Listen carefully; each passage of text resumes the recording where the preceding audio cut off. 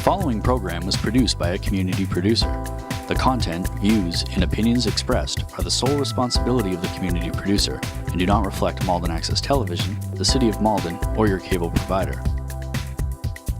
MATV welcomes your comments. Call us at 781-321-6400 or email us at access@matv.org.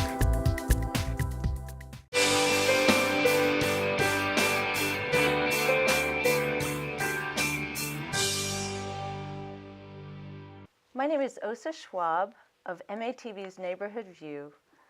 I'm here with you on Inside Malden, ideas and stories that inspire.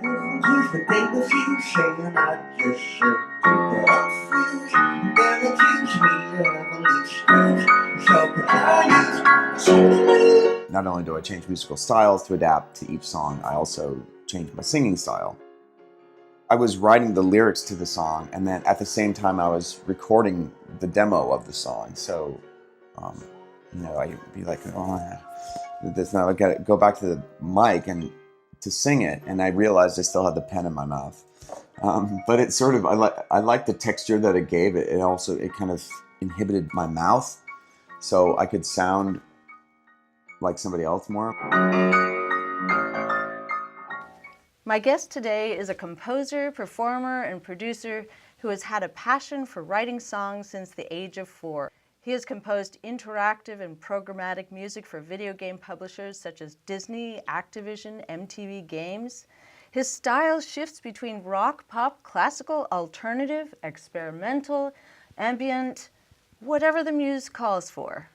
He has composed for productions by Blue Man Group and Sony Pictures, various theaters and indie films. He has also written original songs for his innovative, genre-smashing rock bands, Think Tree and Count Zero. As a vocalist and keyboardist, he has performed around the world with Blue Man Group, Think Tree, and Tanya Donelli. He has played lead and supporting roles in many rock, musical, and opera productions, including Pilot in Jesus Christ Superstar, Pink in Pink Floyd's The Wall, Sorrow in SF Sorrow, and Tramp in the Kinks' Preservation. Today, from the Palace of Purpose recording studio in Malden, he is, among other creative endeavors, currently producing Heterotopia, a new rock opera and double album from Schooltree. Peter Moore, welcome. Thank you. Nice to be here. I am so intrigued by your various endeavors, and as always, I'm curious about starting sort of at the formative beginning. And since you say at 4 you started to become passionate to produce songs, tell me a little bit about the context of that time. I just remember being 4 years old and loving music a lot. My father was actually a surgeon, and so when I was asked what I wanted to be when I grew up, I said I wanted to be a singing doctor. I didn't want to, because you want to be like your dad. But when I envisioned that, I just envisioned myself singing or performing. I didn't actually, and then on the side I would have been a doctor. So it wasn't like actually I was operating and singing. Surgeon. Right, yeah. So I started singing and making up my own songs then. I would sing songs to my parents, whatever, as a kid, the family. And then I pretty much had been writing songs since then. They were bad songs. I mean, I was 4. But I kind of... Do you remember the first one? I kind of sort of remember some of them, yeah. So I've kind of recorded them just so I can remember them. But yeah, so I started doing that, and then I started, but that was just singing. Then I was like, well, I'd like to actually learn how to play music, so I started taking piano lessons. Then I taught myself guitar, taught myself saxophone, taught myself drums by the time I was in high school, so I could actually play my own music and record it. And by that time, you could have technology where you could record all your instruments yourself. You just keep overdubbing them. So that got me into recording. And which is something I've always wanted to do. So I've just been really pursuing all those things. Still also performing as well and working in the studio. So I still had those two different legs, I guess, of my artistic self. In the home, what kind of music did you hear as a child? I was the youngest of 5 kids, and was tightly packed Catholic family that well, within 8 years, all 5 kids were born. So so we're all close in age. We're still close to each other, but so that was the Beatles, and whatever was popular in the '60s, and then that morphed into like Stevie Wonder in the '70s, or billions of other bands.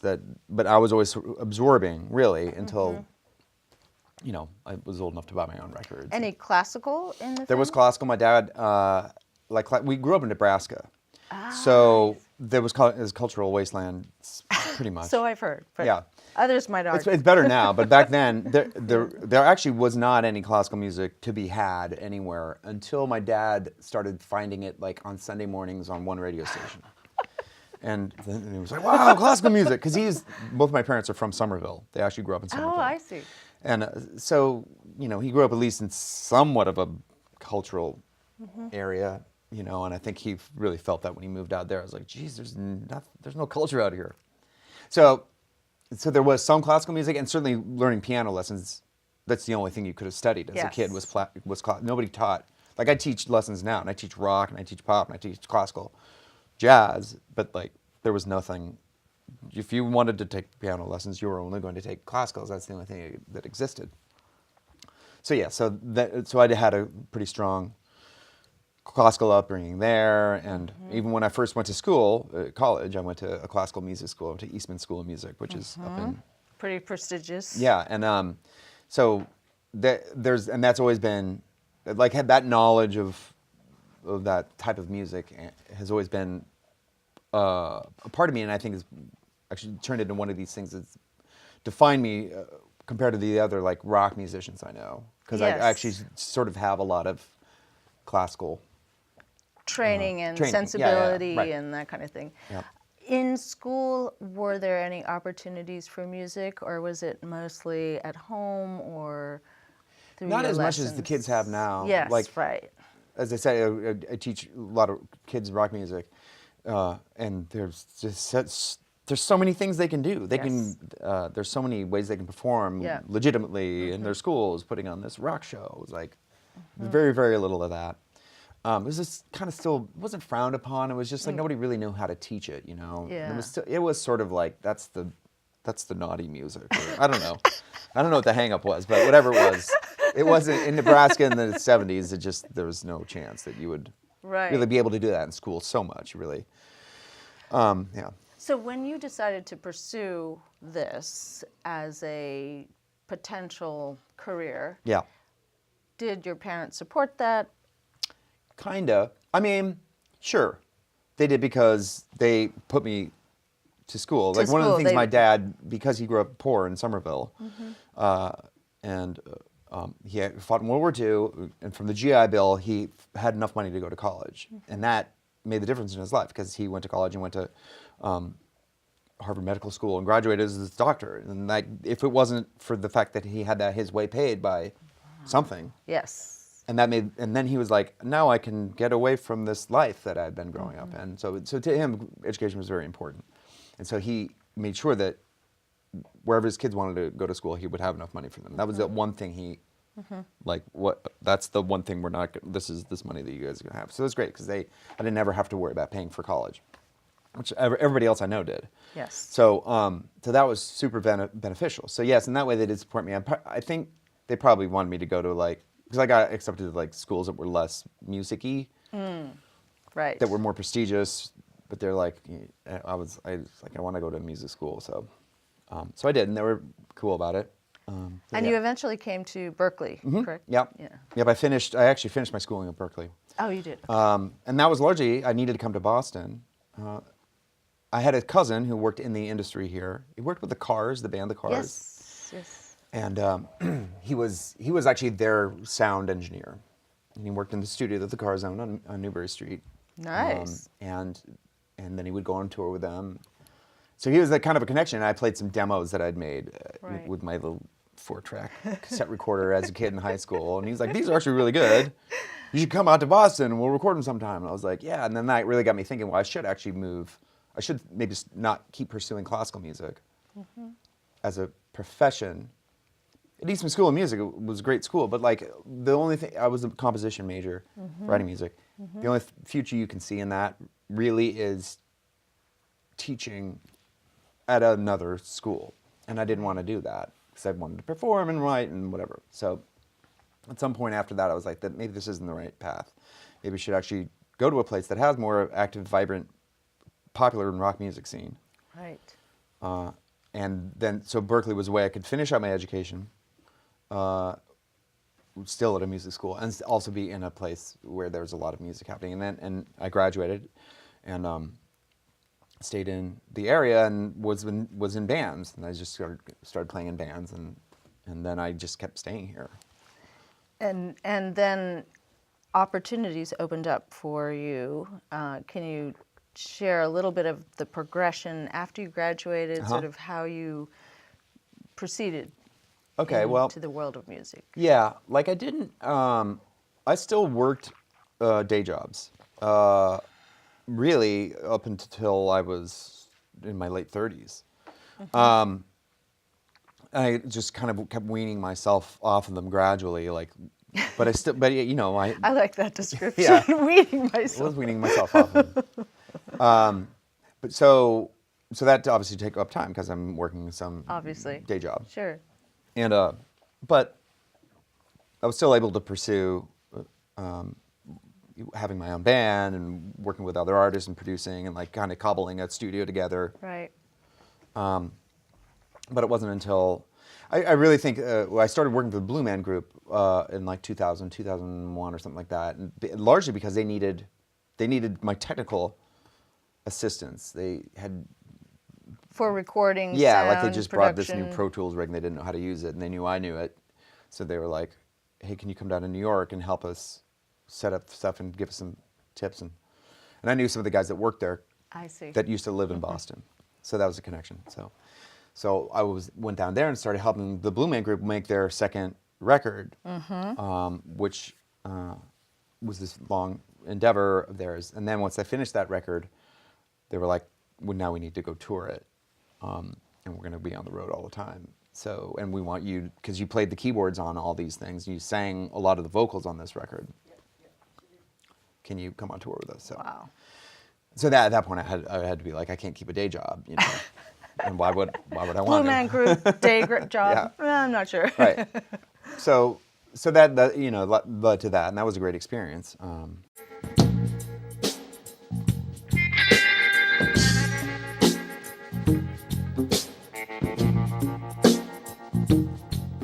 If I sing a song, will you sing along? If I sing a song, will you sing along? If I sing a song, will you sing along? Or should I just keep singing right here by myself?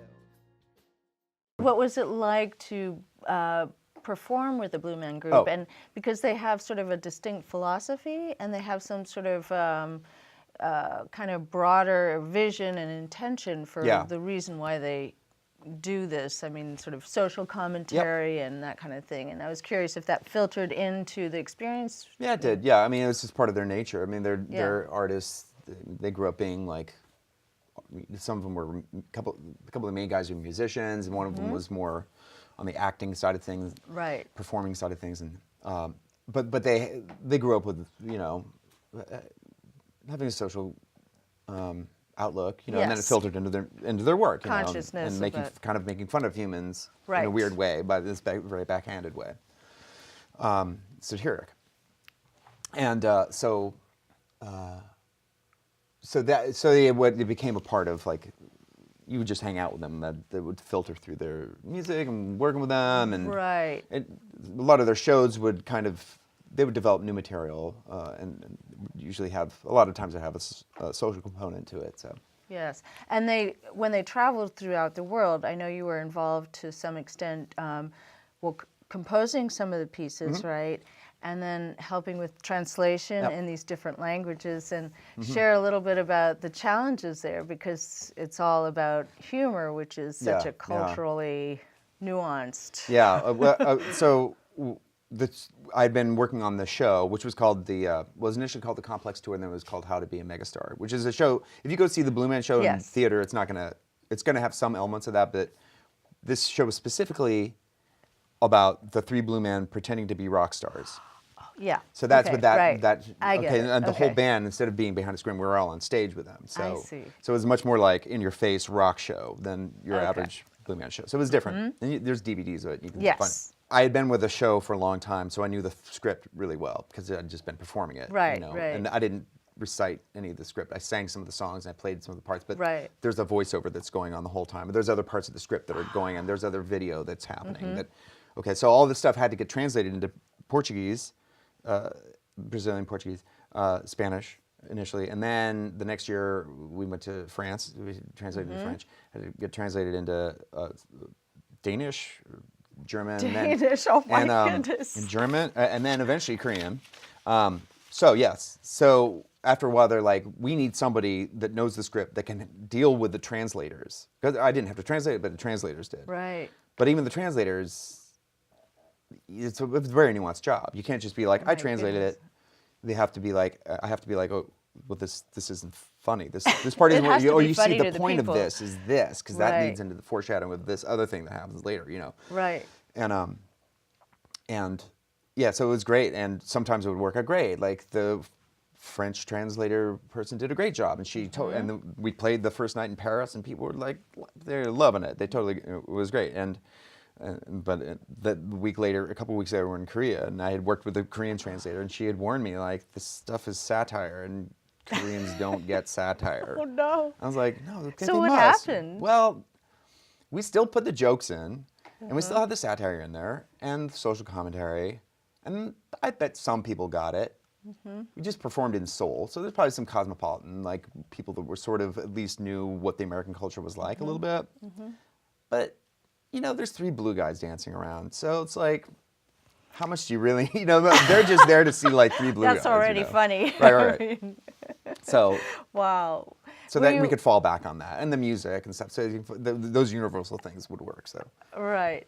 So from that experience, what were your big takeaways? I mean, how I presume that boosted your career to some extent, or gave you connections, or was there other takeaways that you gleaned from that experience? I had to learn how to be a better singer because I was singing every night. So sure. I took a lot of vocal training before that, which I'd sung all my life. But like this was really like Focused. you got to and really do intense. this. You can't like have an off night. You Right. know? So that really helped focus that. And really, it's kind of an easy job. When you're at that stage, like, cause I'm used to being in bands. You like slog everything into your van, Yes. you drive to this place, and somebody's bleary-eyed, and then you like set everything up, and something's broken. Right. But like when you're in that stage, is like there's people that do that, and then you just walk in for a sound check. I see what you're saying. And then you like walk. So that part was like kind of cushy in a way. super. Yeah, it was Yeah. like spoiled. you Yeah. know. Yeah. But it's also great because I didn't have to do as much work, you know. Right. And it's one of these weird things, right? You're working as a professional musician. The assumption is like, well, the job is that you've already put in all these hours practicing all your life, and so yes, you are not working more than 2 or 3 hours this day technically. But you wouldn't be here had you not put in all this, you know. Right. It's an interesting remind use of yourself of time that, and you know. energy. So in one interview, I noted you said something about being authentic as a performer and an artist, and yet you also mentioned that there's this practical element of making money. I mean, I think this is like so common. There's is. probably like only 1% of the artists in the world, like even less than that ever feel like, oh, I don't have to worry about that. Like everybody's got to balance it. Absolutely. So, I mean, as long as you know that. I remember reading this interview with Philip Glass, the composer, like in the 80s, and that was probably the peak of his success as a modern American composer, and he was still driving a cab. He lived in Manhattan, and he was still like driving a cab to make ends meet. And I remember the interview being like, isn't this crazy? You're like they're the most famous composer in America, certainly, right True. now. And he was like, yeah, I know, whatever. And his reaction was more like, all my friends, all the other people I know in Manhattan, or for instance, or anywhere, all of his other artist friends are in the same boat. And he was like, you know what, nobody really complains about it.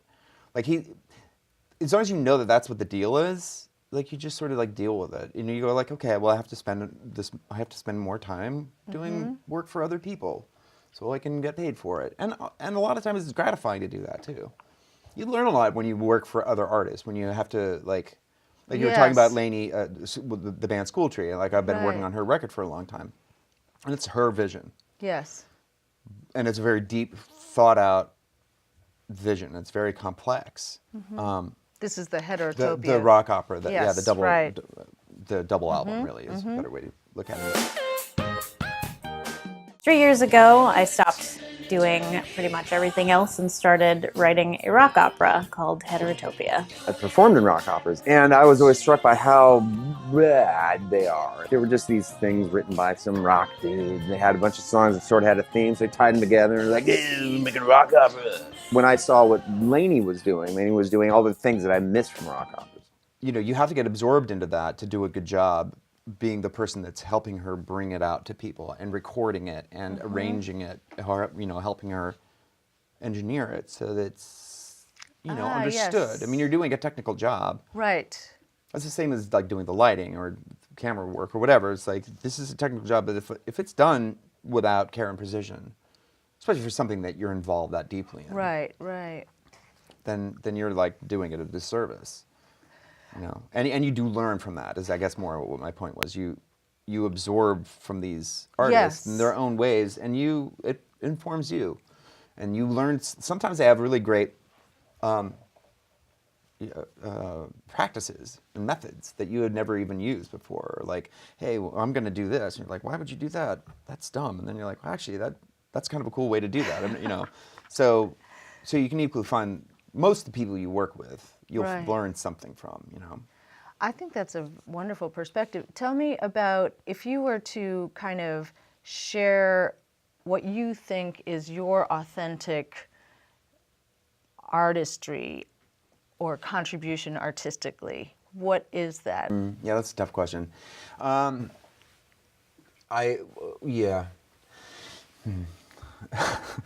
I'm glad it's tough. It's super tough. Well, it's because it's like I'm trying to encapsulate everything, and that's and there's maybe there are different aspects of that.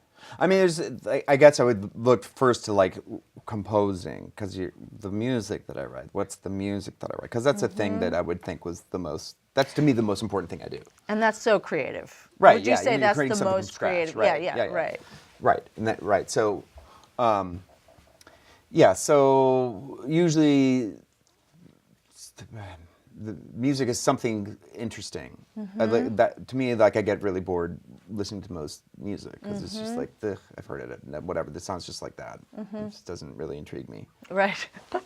So if I find things, I'm usually intrigued by something like, wow, I've never heard anything like that before, and then you're like, wow, that's great. That expands it. So I always try and make music that does that to people. So there may be like, it may be quirky. It may have like strange, unusual bits in it or something like that. But it's there to keep it interesting, Yeah. So talk a little bit about, on this theme, I saw a video of you performing Mockingbird. Hey, Mockingbird, tell me true. Why don't anybody sing the blues like you do? Hey, Mockingbird, tell me true. Tell me, why don't anybody sing the blues like you do?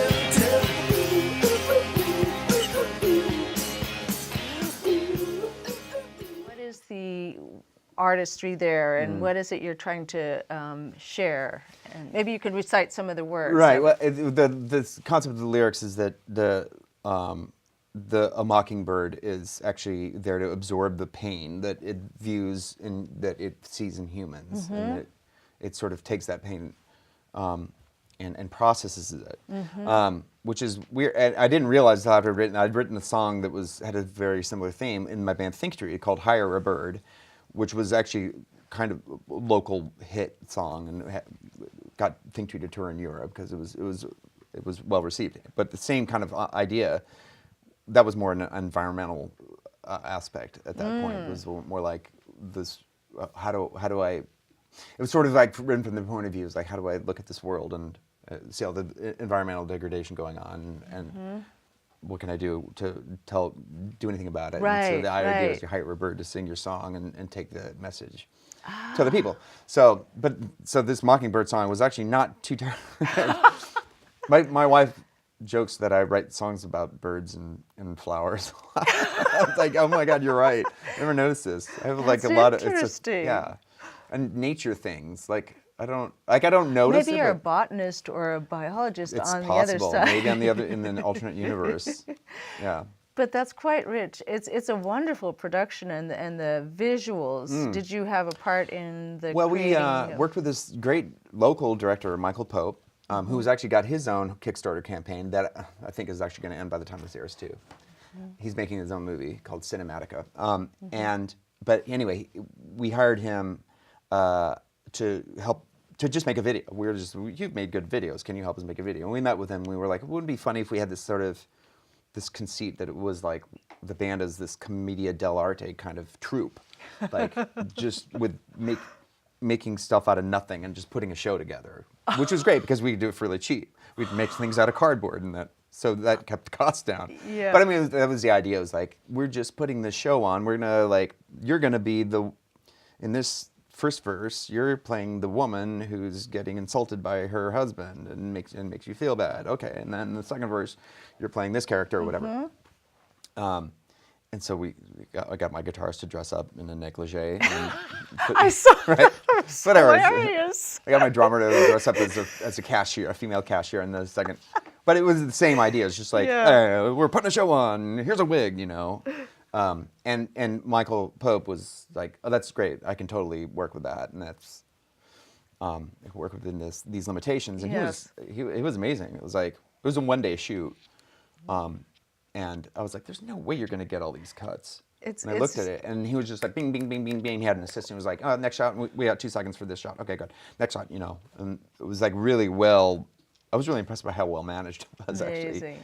But, So moving to, I think this was a recording that you did, not the last one, Little Minds. Yep, okay. And the third Count Zero record. Right. Yep. What was the theme, the general theme of that? That one was more about a loss of innocence. I think he's got a photo of a kid on the cover that's running away from some nuclear accident or something. Yes. And it's set up like a coloring book. You're supposed to be able to, right? Well, that's the lyric sheet. But yeah, a lot of the themes have to do with, in some way, a loss of innocence and whatever different manifestations there are. But most of the songs kind of have to do with that. I think. There was one song that sort of made me think of this tension of having to create for money, or the power that money has over us to make decisions that are sort of not aligned with our values. Yeah. I don't know if there was. It could have been Sail Your Ship By. It could have been. That's it. Oh, That's okay. it. Yeah, that's the one. Sail Your Ship By. Sail your ship by. Sail your ship by. Sail your ship by. Sail your ship by.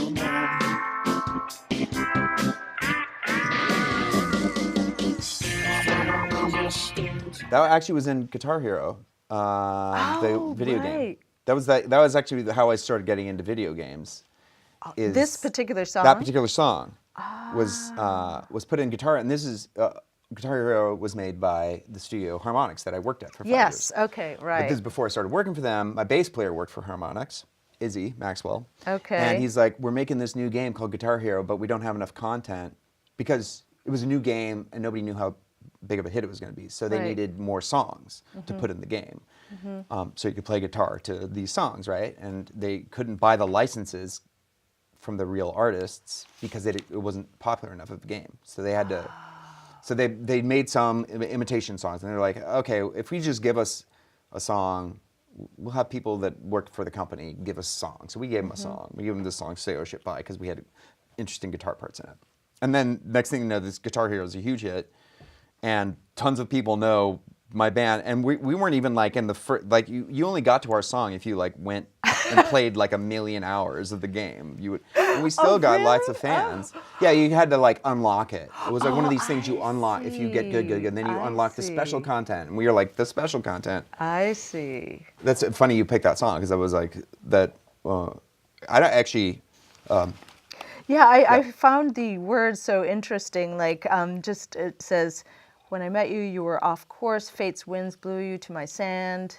But then you hired hands to recruit me. But then Those uniforms don't suit me." There's a swear word. Yeah, there are a few. I was like going through it in my head. I was like, oh, don't say that. Yeah. I know this is local access TV. So, as far as the creative process that you engage in, I imagine it differs if it's something that's from you and from an observation versus when you're working with someone and creating something sort of on commission. Or is the process the same? It's a little different. Well, it's usually the content you really. Right. If somebody comes in, they're recording.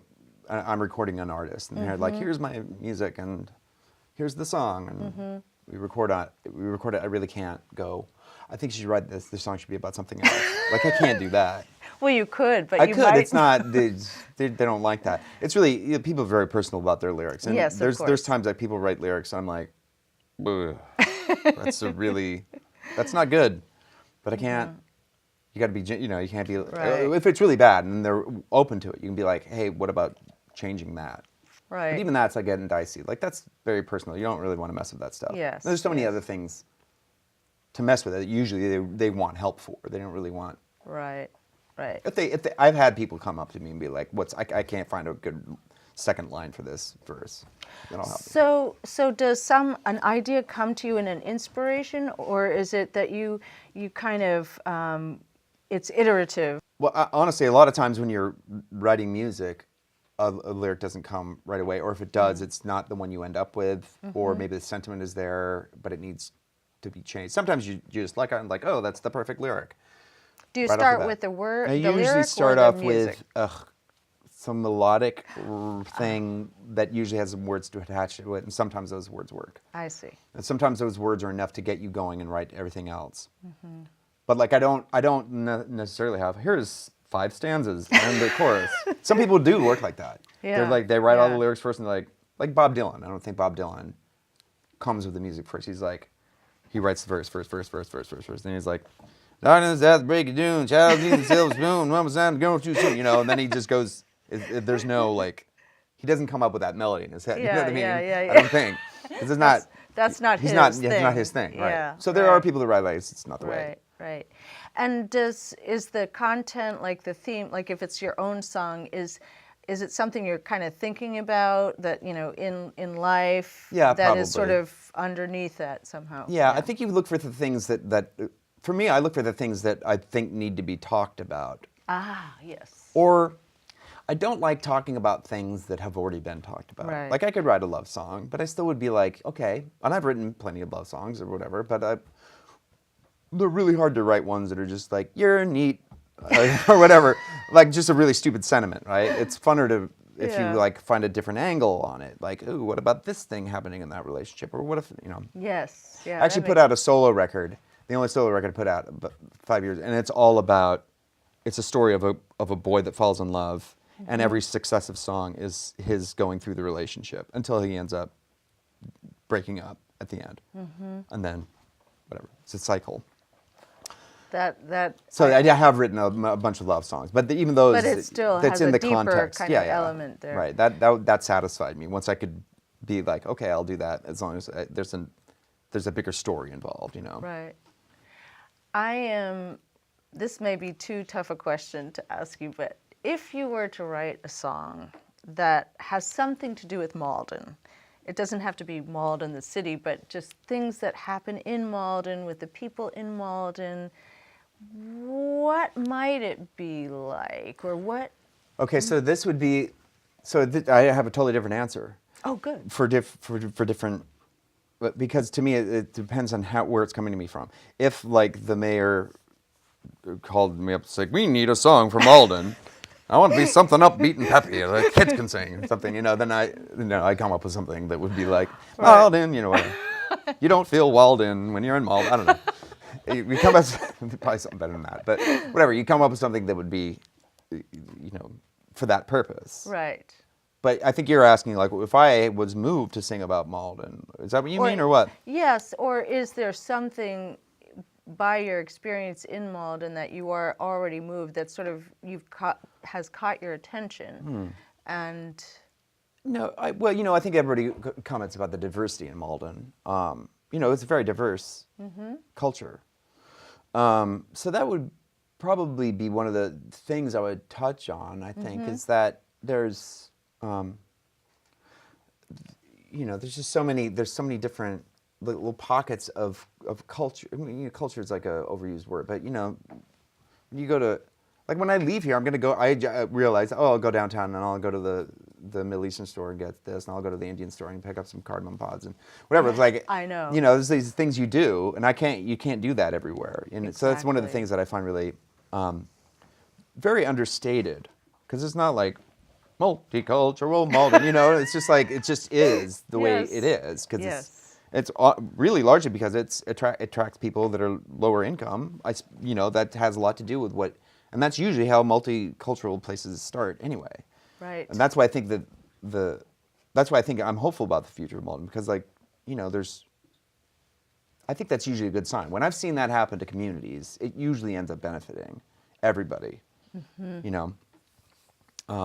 I suppose that probably was a long time ago. And I think Boston, it's unique for Boston, because Boston was so much a city of neighborhoods. Yes. And it still is. Yes. You notice this when you go to other cities. You're like, wow, the other people aren't so segregated. Boston still Definitely is quite segregated. That is true, yes. But it's less and less so. Even since I've been here in the past 30 years, I've noticed it. There were places like, that is Irish. That's where the blacks live. This is where Right. And it's less like that now, but it still has a ways to go. And I think Malden, I don't find it that, everybody's sort of thrown into the mix, it seems, right? Yes, I think so. I mean, I think it could be more interaction, meaningful interaction. Yeah, of course, right. That would yield some profound results. So my last question is sort of about the hope that you have for the effect of your work. And in particular, when you're writing things that have some sort of social message. And whether it's indirect or direct, what makes you happy, or what makes you maybe more fulfilled, that, wow, I see where I fit in this society? Yeah, I mean, right. I think you can just have an artistic expression that's just like, here's my artistic expression about whatever my pet cause is, or whatever, and then you're like, yay, I made my expression, and I don't care if anybody ever sees it or hears it. And there's definitely lots of people that are like that. I always want somebody to hear it. Like, I'm not just making music, so it's like, and I just kept it in my room, and it's great. It's like, well, you have to throw it out there. So yes, you're right. You do want some people to, like, be affected by it. And it does seem like unlikely that you're going to affect change. I mean, you do try and you want to manage your expectations about these things, I guess, especially as you get older. When you're younger, you're like, I'm going to change the world, and then That's true. you don't. You're like, Yes. What happened? But I mean, like, when I was growing up, I remember growing up and hearing "Living for the City" by Stevie Wonder in Nebraska. I don't even know how it got on our radio, because, like, I don't know how it, but anyway, I heard it. Right. And I was like, what is this? This is amazing. And that's a song about particularly low-income blacks being oppressed by their culture, by their society, and in the early 70s, whatever. And how there's nothing they can do to make it, because things are stacked against them. And I just remember, like, that having such a huge impact on me, and through the years, every time that song plays, I'm still, like, really I'm just very touched by the sincerity and of that performance and the song and how beautiful it is. So, did that change me? Maybe it did. You know, maybe had I never heard that, who knows? Maybe I'd end up being, I don't know, a bigot in like Norfolk, Nebraska or something. I don't know. Like what? I don't know. Yeah. But it's hard to quantify that stuff. It is very hard to quantify. But you feel like, okay, maybe not just that one thing, but like all these things add to a culture that make you at least conscious about other things, make you think about other things you weren't maybe thinking about. Right. Yes. And you take it for granted because we're like, oh, I'm very aware of all these things that are happening in the world. But a lot of people, I mean, there's tons of things I'm not aware of, and I think a lot of people aren't necessarily aware of things, and sometimes it needs to be made more apparent to them. You know. Oh, no doubt. Well, I mean, I can certainly say that I have been affected by your music. Oh, good. And I like the interesting juxtaposition of the rock and the thoughtful lyrics and how it's presented. So, but you're right. It's very hard to sort of quantify the impact.